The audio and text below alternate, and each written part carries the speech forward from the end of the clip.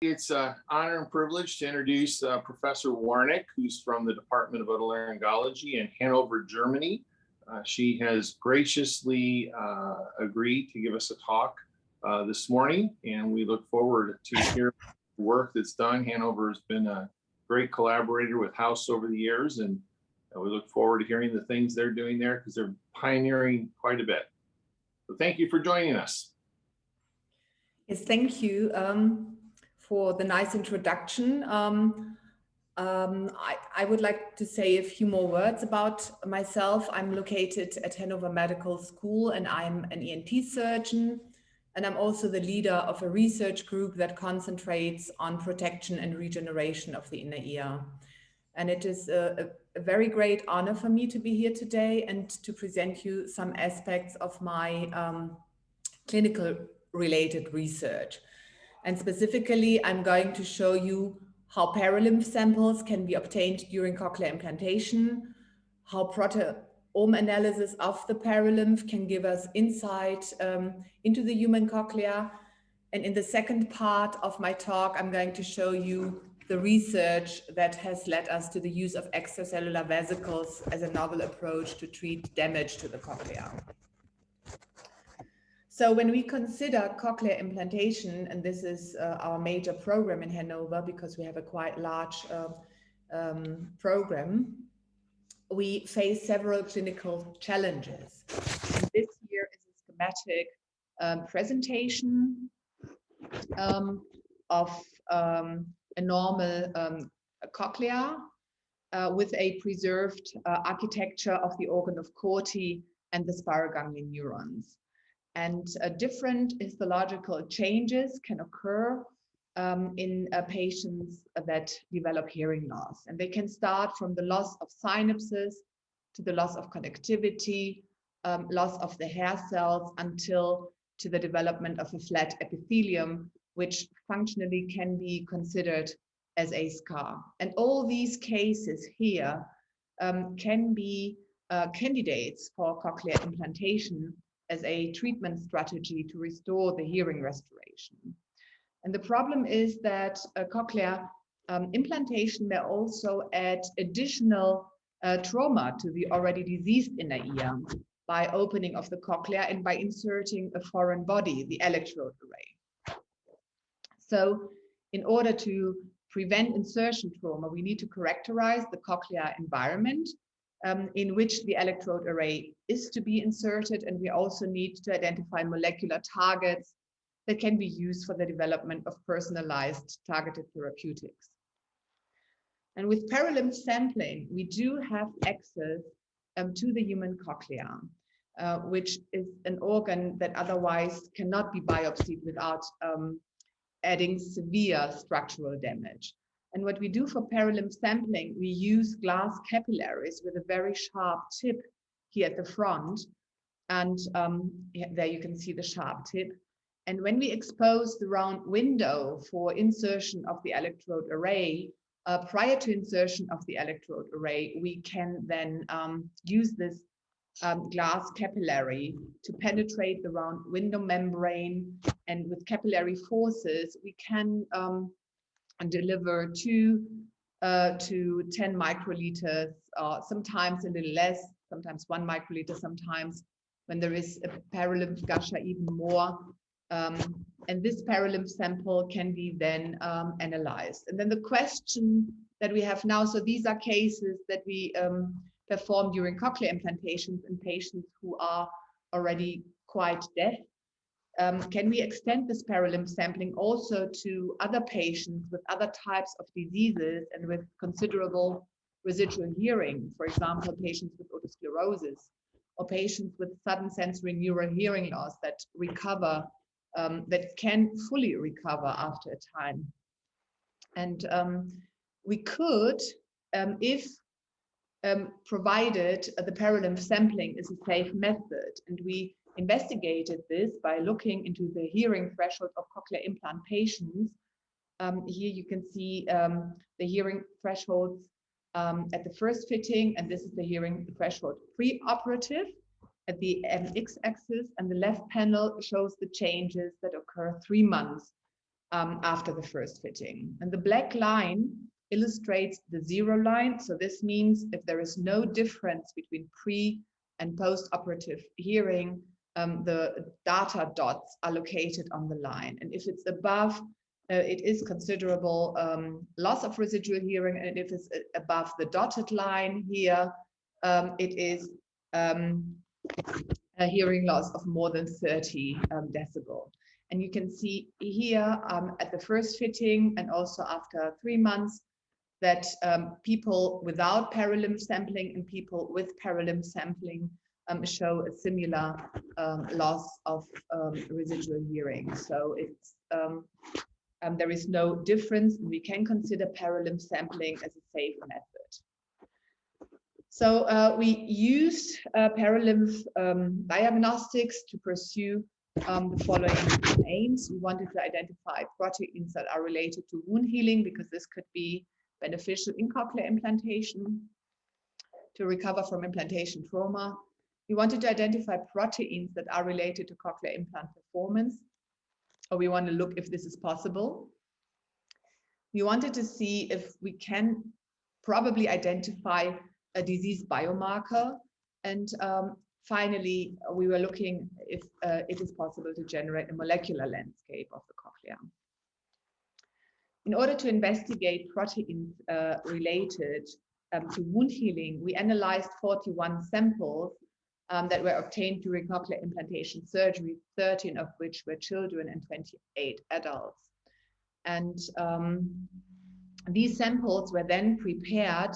So this is the sample collection. They were then prepared to be analyzed in liquid chromatography mass spectroscopy for proteome profiling. And we could show in a comparative analysis between Perilymph, CSF, and serum that the proteomes profile do differ, and that we identify specific proteins that are only present in the Perilymph sample. So with this, we can make sure that the proteins that we find in the Perilymph are not derived from CSF or serum contamination. So one protein that might be related to wound healing is alpha-1 antitrypsin. And this is a circulating serine protease inhibitor, and it inhibits cell injury related proteases such as elastase, cathepsin G, or proteinase 3. It is also considered to be an endogenous pro-wound healing agent, and an optimal protease antiprotease balance is critical for tissue repair. And moreover, patients with alpha-1 antitrypsin insufficiency may have an increased vulnerability of tissues to damage. So we looked at the alpha-1 antitrypsin levels in our patients with hearing loss that were candidates for cochlear implantation. And what we found is that patients with a profound hearing loss showed reduced AAT levels when compared to patients with moderate or severe hearing loss. And to look further into whether alpha-1 antitrypsin is associated with improved wound healing, my colleagues have performed experiments where they disrupted vestibular integrity via a microsurgical labyrinthotomy. And then they looked whether there was a recovery or a compensation by the central nervous system with specific behavioral and vestibular tests. So while all animals that were included in the study showed initial severe vestibular signs with specific tests as shown here, the patients, animals that had an overexpression of alpha-1 antitrypsin displayed a faster discovery as shown here in all the tests, when compared to their wild type counterparts. So from this study, we can conclude that the alpha-1 antitrypsin levels in the perilymph seem to be associated with the severity of the hearing loss, that animals overexpressing human alpha-1 antitrypsin displayed a faster functional recovery of the vestibular system after damage. And then the question arises whether there might be benefit from application of recombinant alpha-1 antitrypsin into the inner ear to protect to prevent cochlear implantation trauma. And we are currently performing studies to test this hypothesis.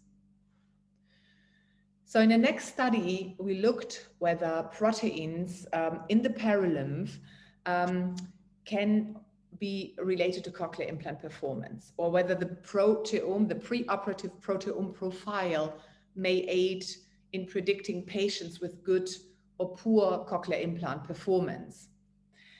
So investigations were performed on 75 patients using their perilymph samples for proteome analysis. 22 of them were good performers and 14 were bad performers. And how did we categorize this? So we looked at the Freiburg monosyllable word test and the Hochmeier-Schulz-Moser sentence test in noise. The patients with an excellent hearing performance had at least 75% at least 65% in the Freiburger monosyllable test and more than 30% in the HSM. And the patients with poor performance are the blue ones down here. They had less than 65% in the Freiburger and less than 30% in the HSM test. So the next table here shows individual proteins that we found in patients with either good or poor performance with their cochlear implant. And for example, as you can see here, the selenium binding protein interacts with the glutathione peroxidase, which is a strong antioxidant expressed in the cochlea that could prevent trauma in the cochlea. Also, attractine has been shown to be neuroprotective in the brain, and a complement component C8 is part of a complex that activates protective intracellular signaling pathways that are inducing resistance to apoptosis and that are upregulating pro-survival genes. On the other hand, when we look into these proteins, we can identify, for example, myeloperoxidase, and this is a protein that increases oxidants that can damage tissue. So from this study, we conclude that protein data can be linked to functional data in cochlear implantation as correlated using artificial intelligence-based bioinformatic analysis. Whether and how the proteome profile is related to performance of the cochlear implant needs further investigation, because we performed this data analysis in a small subset of patients. And also we need to determine whether the molecular perilymph profile can be used as a predictive factor for individual cochlear implant performance. And so this is going to be a very interesting question. So the next step was are we able to identify proteins as biomarker in perilymph samples? And to investigate this, we used a set of patients with defined inner ear diseases. So patients with otosclerosis, with morbus Meniere, and enlarged vestibular aqueduct. And, we used this to investigate whether the perilymph profile can be used for biomarker identification. So if you aim for putative disease biomarkers, usually what you do is you have a relatively small number of cases and controls to be analyzed. And by a hypothesis-free discovery a proteomics approach, and you end up with, and then followed by targeted proteomics, and then you end up with a set of hundreds to thousands, and with the targeted proteomics, about 10 or so biomarker candidates, and these can be then validated by immunoassays that are specifically developed for these specific proteins. So what we did is the first steps of biomarker analysis. We performed inner ear perilymph sampling, as I showed you. We did also this liquid chromatography mass spectroscopy analysis, and looked at the different set of diseases to see whether we can find disease-specific proteins that would be located here. And what we found in this first step of biomarker identification is that short-chain dehydrogenase reductase family 9C member 7 and S-formylglutathione hydrolase, these two proteins are only present in the samples of the patients with Meniere's disease. And we did verification experiments in animal tissue to see whether these proteins are identified in the inner ear here in a dissociated spiral ganglion neuronal culture, for example. So we can conclude that we can develop diagnostic and predictive tools to refine understanding of cochlear health and disease. We can use this to manage the cochlear environment prior to implantation to warrant an improved hearing preservation. And this approach can also be used probably for the identification of biomarkers in the future when we are able to include a larger set of patients in this analysis. But perilymph sampling can do more. We used the same set of data, 41 perilymph samples, as were used for the alpha-1 antitrypsin experiments. And we generated such a molecular landscape of the proteins. How did we do this? We searched all the specific proteins that we identified in the literature, and based on the available results, we were able to identify specific cells or specific areas of the cochlea as possible sources of these proteins. And what else we did is we used the Pharos website to identify whether some of these proteins have for their druggability. That means whether these proteins might be targets for already known and in clinical use drugs.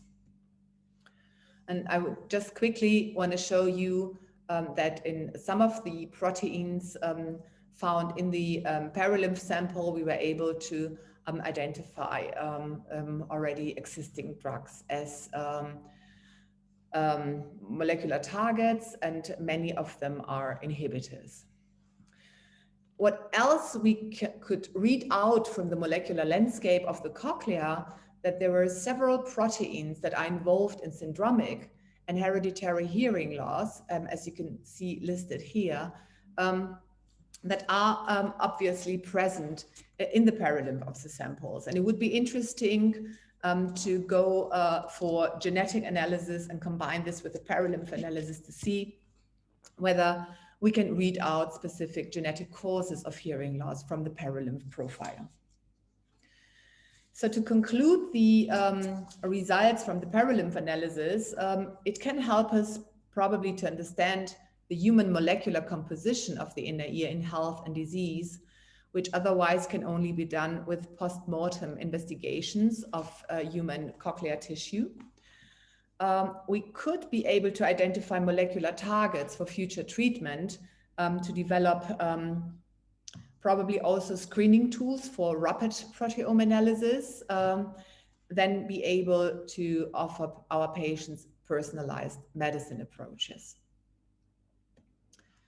So in the next part of my talk, I would like to show you the work that has led us to use extracellular vesicles as a treatment, a novel treatment for inner ear diseases. We've started with cell transplantation. And when we consider cell transplantation, we wanted a cell replacement of lost cells, delivery of protective factors. Immunomodulation could be one desired effect in cell transplantation, and probably activation of endogenous progenitor cells to help the inner ear to regenerate itself. But when we look for cell transplantation, there are different challenges. So the question is the source. Are we aiming for autologous cell transplantation? Then we have to do bone marrow puncture or adipose tissue, or even isolate cells from peripheral blood. Or we go for allogenic, for example, umbilical cord MSCs could be one source for cells isolated. When we think of providing these cells to the patients, we need to have standardized procedures for tissue harvest, standardized procedures for cell isolation and expansion. We need to have storage and cell bank systems to leave these cells until use. So when we want to apply these clinically, we may go for acute trauma as the one that we perform in cochlear implantation by opening the inner ear and exert protective mechanisms. But we could also go for treating chronic diseases with cell transplantation to induce regeneration in the inner ear. And so far, we might have some sort of protection. I'm not sure how far real regeneration in chronic diseases is possible with cell transplantation, but there are no procedures in the clinic already. And the next challenge is also the application route. You know, do you want to deliver cells systemically, or are we going for local delivery, which then gives access only to the inner ear for the cells? And then when we transplant cells, what are we aiming? Are we aiming to restore cochlear fibrocytes or the stria vascularis, or probably just the spiral ganglia neurons? Are we want to activate immune cells, or are we aiming for neurotrophic support? So these are quite different approaches. In my group, we've started with bone marrow derived cells and did some investigations to show their potential in inner ear regeneration. We then went on to work with umbilical cord cells, and then later on to isolate mononuclear cells from the peripheral blood. And then also engineered cells, that means cells that are able to deliver some specific factors. And using this approach, we then landed to the first in man cell transplantation, where we used bone marrow from the patient that was isolated in the operating room, and with centrifugation processes, we then isolated the mononuclear cells, and alongside with the cochlear implantation, we delivered the cells to induce protective mechanisms in cochlear implantation. And we used different approaches. So the local application was used, or the generation of biohybrid electrode arrays. For the local application, we used an inner ear catheter provided by MED-EL, with a reservoir at the base and an outlet tip.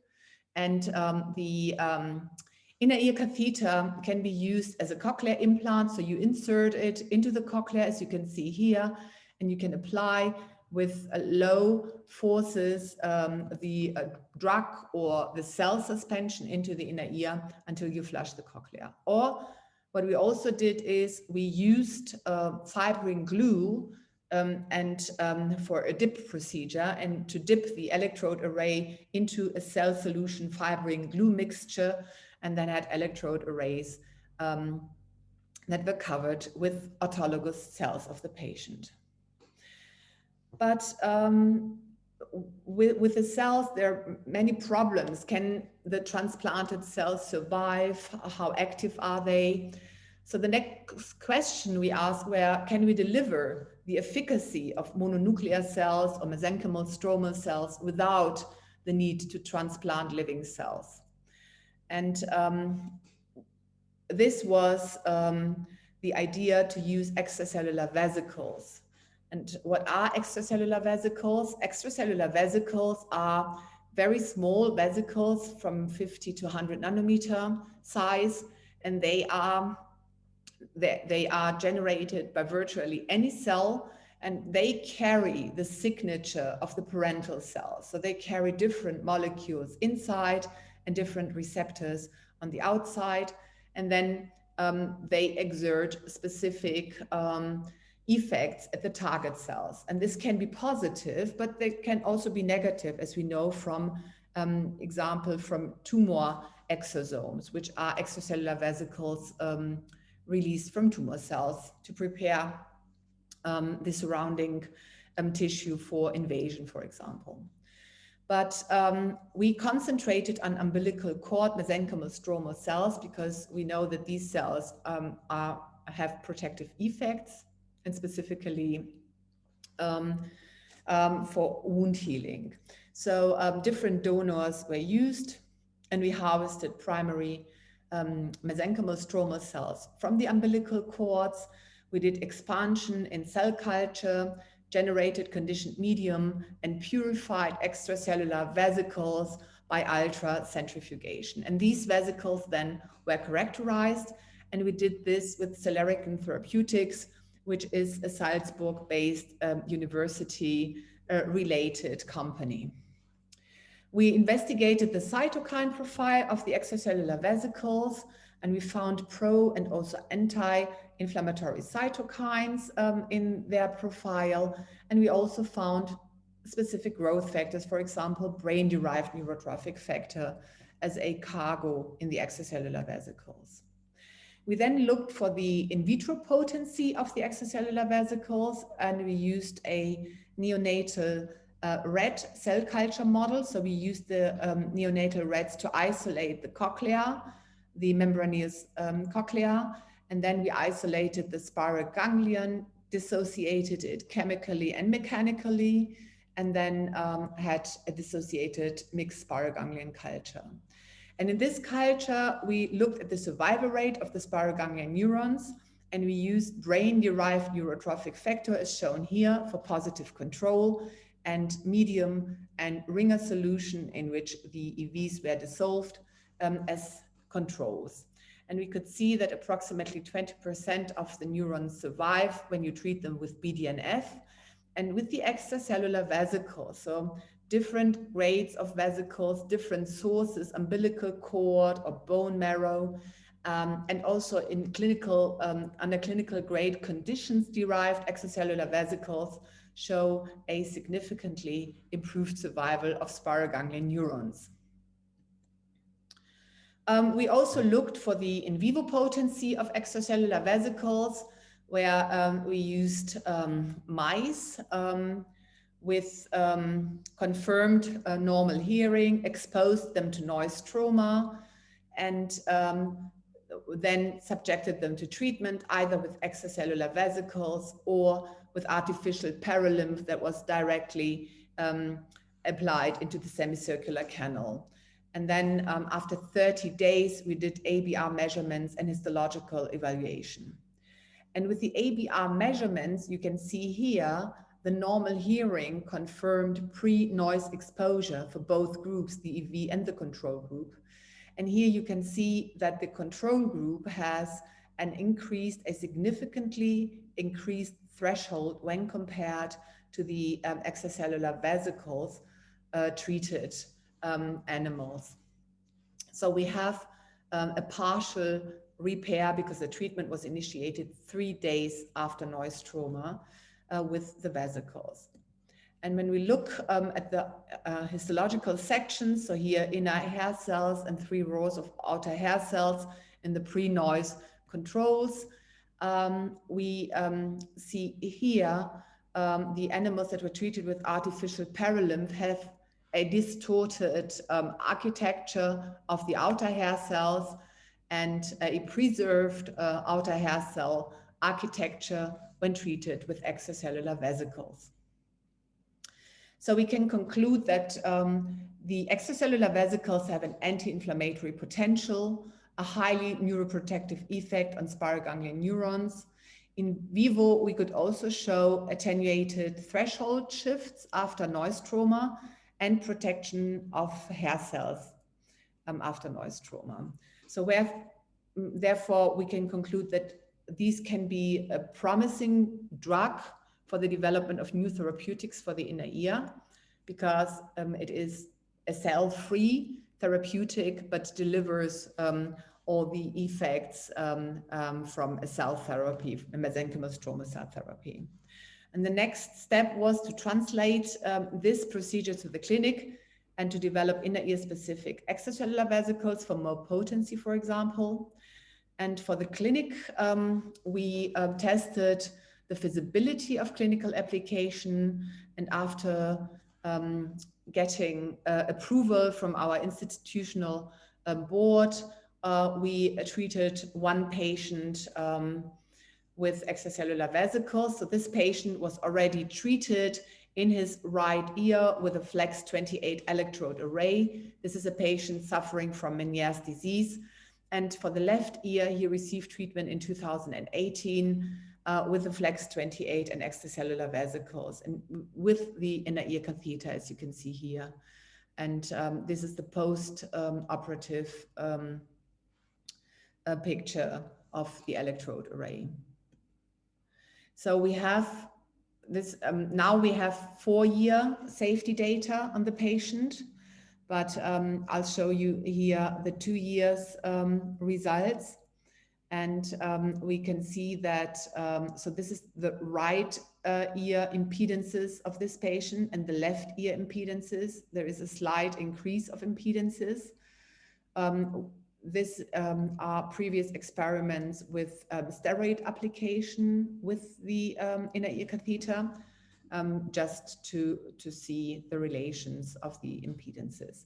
And we also have tests, audiological results from the patient, and where we can show that the left side is performing as good or even a little bit better than the right side that was treated earlier.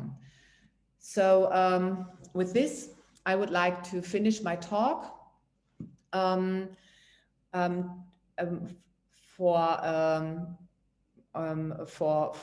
our work on protection, repair, and regeneration of the inner ear. And I think if we combine the results that we get from human perilymph analysis, we might be able to develop targeted therapeutics and also more personalized treatments for the individual patients. And this is my group at Hannover that was involved in the extracellular vesicle experiments. And I would like to thank you for your attention and for the kind invitation. Hello, my name is Dr. Kevin Peng, neurotologist here at the House Institute. Thank you for watching this video. The House Institute provides free educational videos for hearing health professionals worldwide. To help support videos like these and other educational efforts, please consider donating by clicking the link in the description box below. Your generous support allows us to keep videos like these at no cost for you and others. Thank you.